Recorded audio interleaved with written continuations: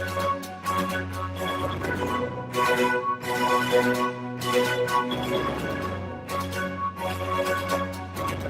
everyone, Namaste. Welcome to our new episode of the interview session. Today we are having a guest from Ministry of Health and Family Welfare, under which he was a Deputy Director of Pharmacy. He is none other than Bhagavan PS. We welcome you, sir, in our interview session.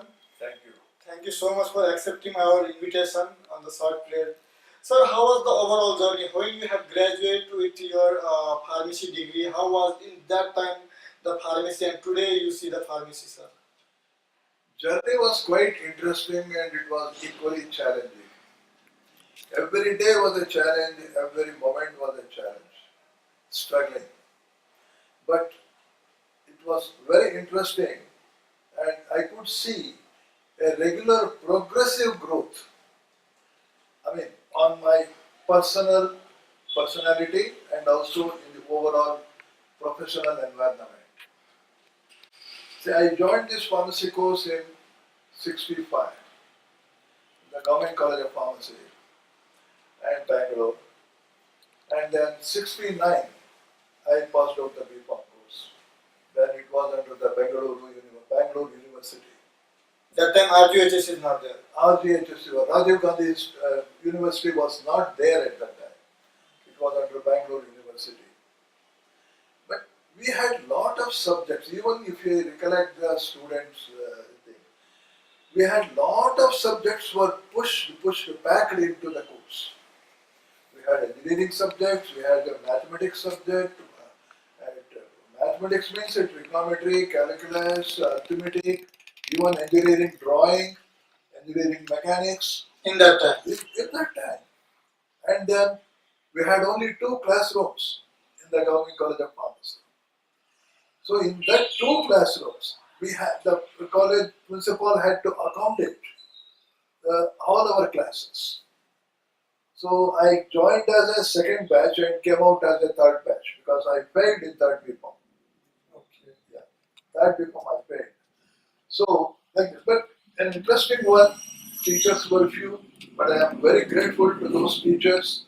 They could push and put their maximum effort to give us the information, help us in understanding, help us in studying. And at the same time, we had to attend, that's an interesting part, 2 other colleges, sometimes another third college also, for different subjects. For anatomy, physiology and histology, we were sent to the Bangalore Medical College. And for the engineering drawing, we were sent to the Polytechnic. Drawing, we were sent to the Polytechnic. And then we had some basic physics, chemistry. So chemistry we were taught in the college, in the Government College of Pharmacy. For physics we used to go to the Government Arts and Science College. So cycling, pedaling and running around the colleges was the regular activity. Even sometimes we were asked to carry the drawing board. That was another thing for the engineering drawing. So anyway, that's why it was a big challenge.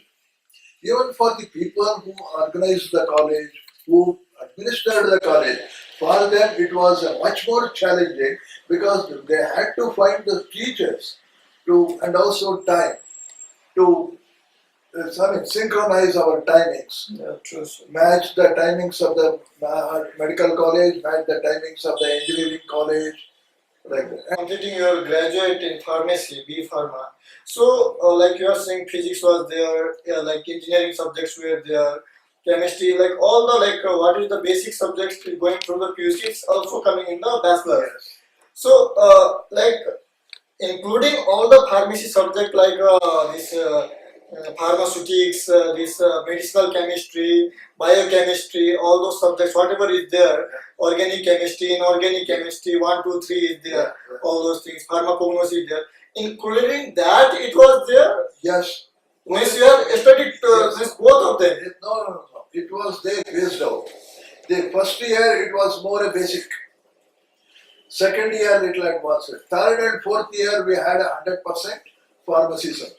Okay, okay. Third and fourth year, it was 100%. Pharmacy subject. Yeah. So your journey as a student of the pharmacy, then you have served from 1983 to 2005 as a deputy director of pharmacy.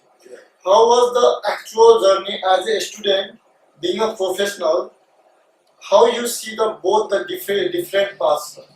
Yeah, your question is good, but only thing is, I will give it a little background, that helps. Okay. See, after B.Pharm, reluctantly, I joined a company to serve as a medical representative. Okay.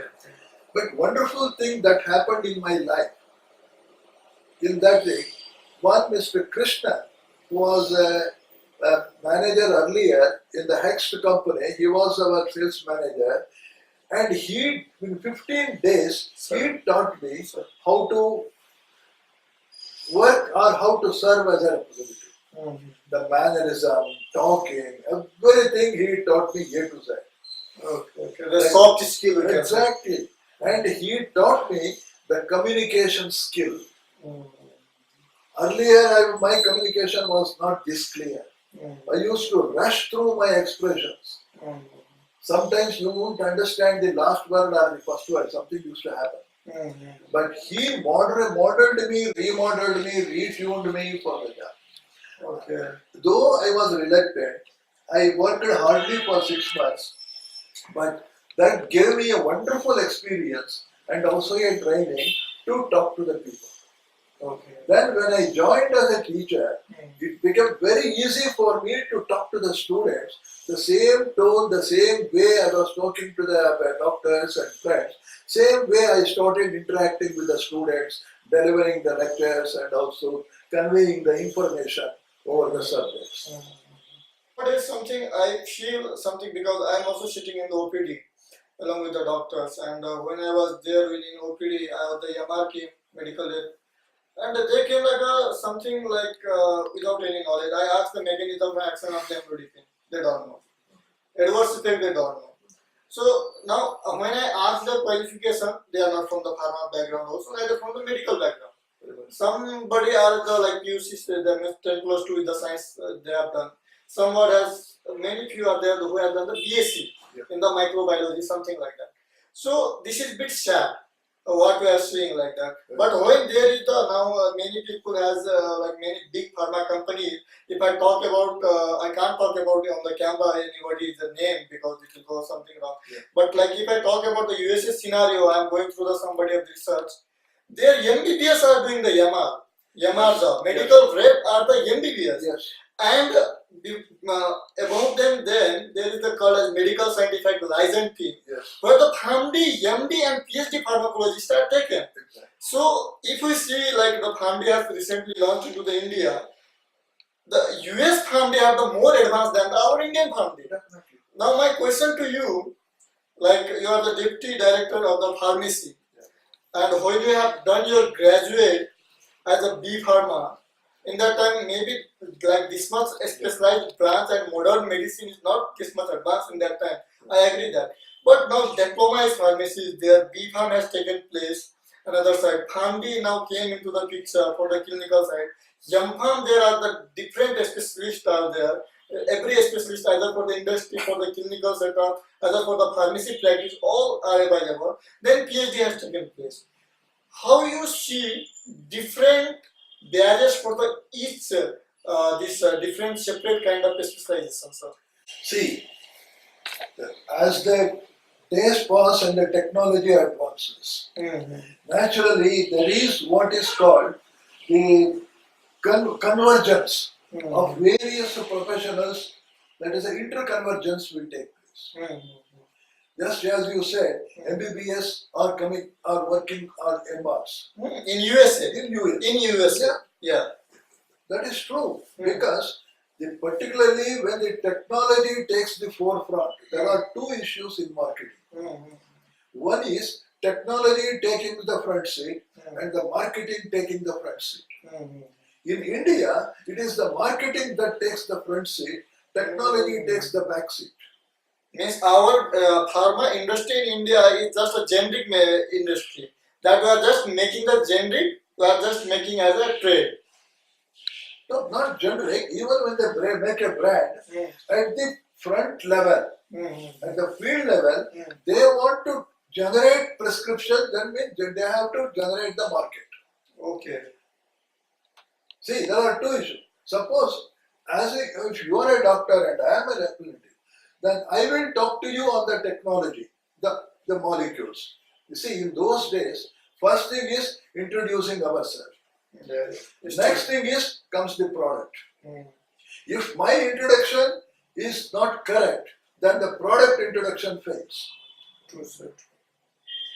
First, my presentation, and then the way we used to present ourselves before the doctor was something very, very meticulously we should dress.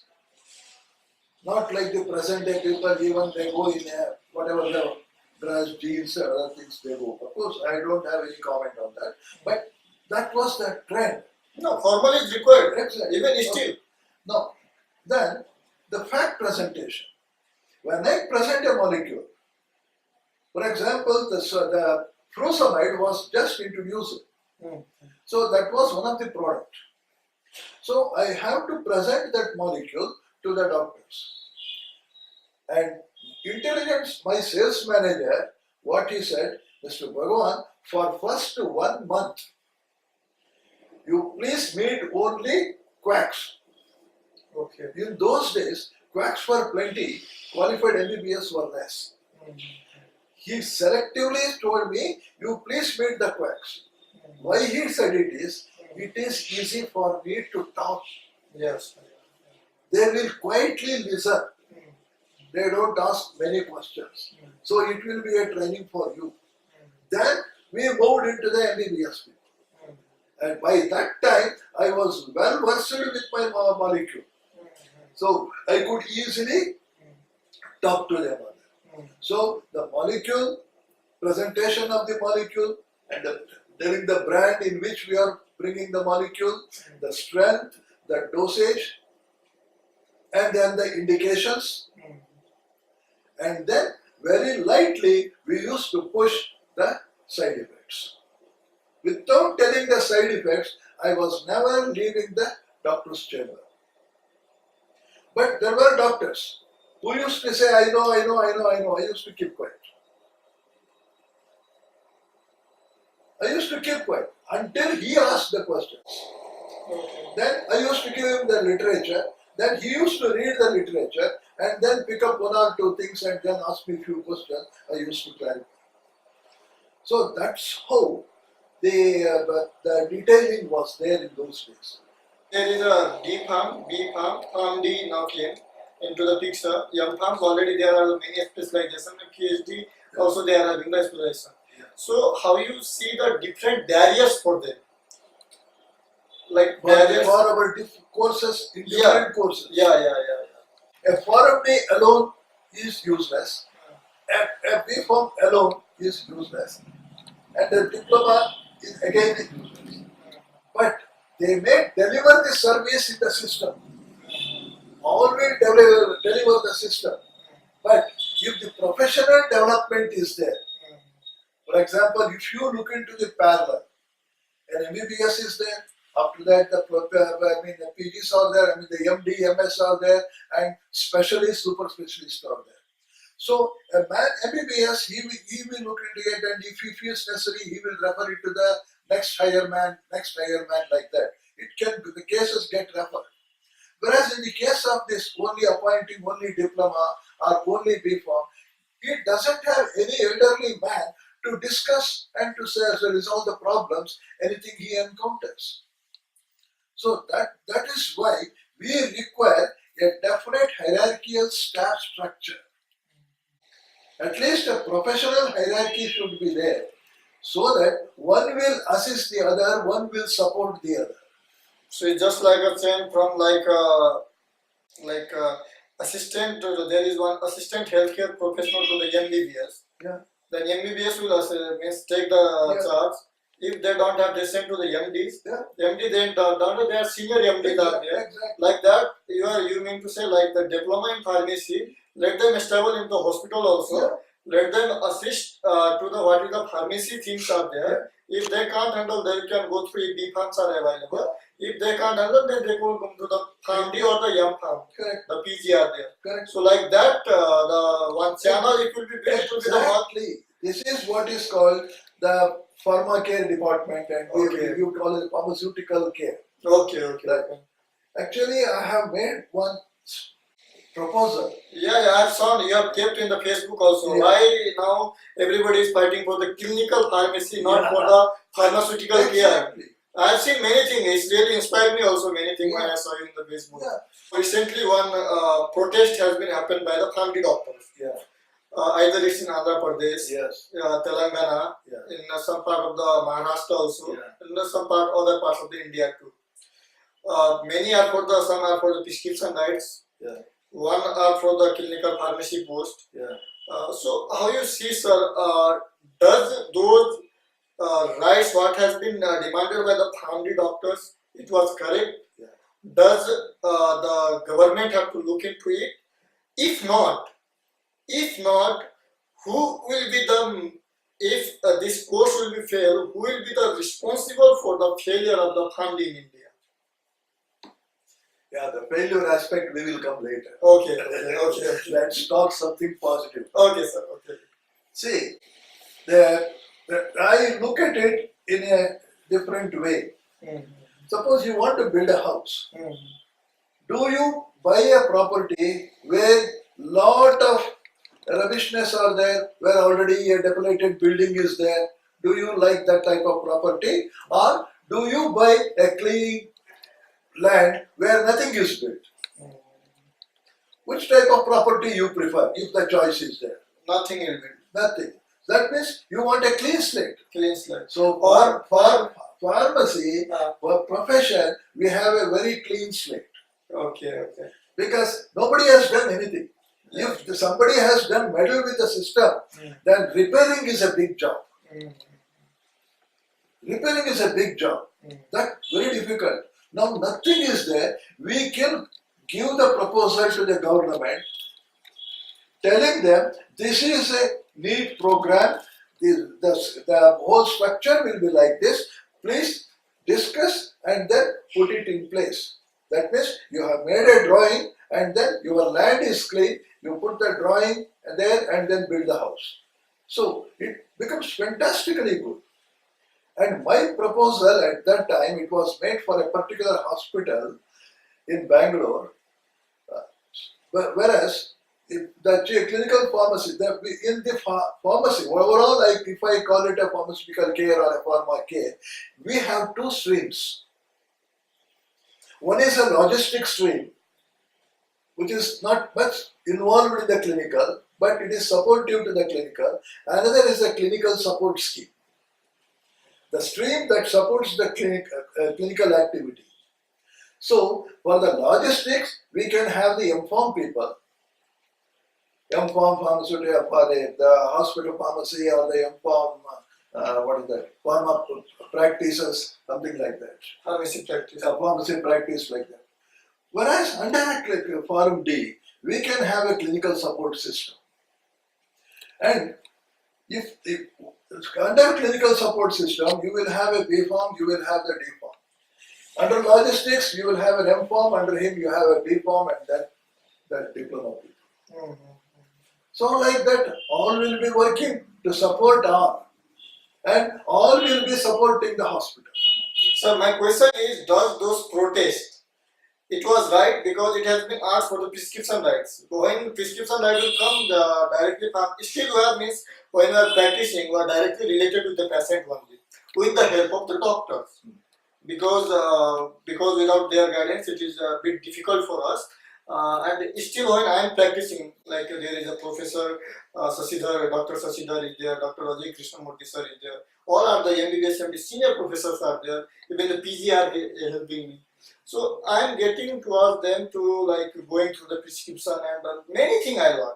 Many things. Sometimes they give also, okay, this is the condition, what you will prescribe. You are as a healthcare professional, what you prescribe? Last time they asked me one question: Is there is a pregnant woman? Can I give her doxycycline? And I have said up, I don't have any answer because doxycycline can't be given in the pregnant woman. As per my knowledge, the theoretical knowledge, I said, sir, you can go and search and tell me. Afterwards, I got that yes, it has been given, but only for the shorter time, either 3 to 4 days. That is also in second and third trimester. So all these stuff are coming on. In this case, now family doctors are saying that we need the prescription rights. Does it right according to you? Nothing to do with the anything. Whether you are not pointing anyone, any finger to anyone. Your view, sir. Does it right? Does clinical pharmacy post is right, or the clinical pharmacologist post is right for the family? These two questions. See, earlier when I was talking, I said under the streams, two streams. One is a clinical support system, another is a logistics. So under clinical support system, the clinical pharmacist is there.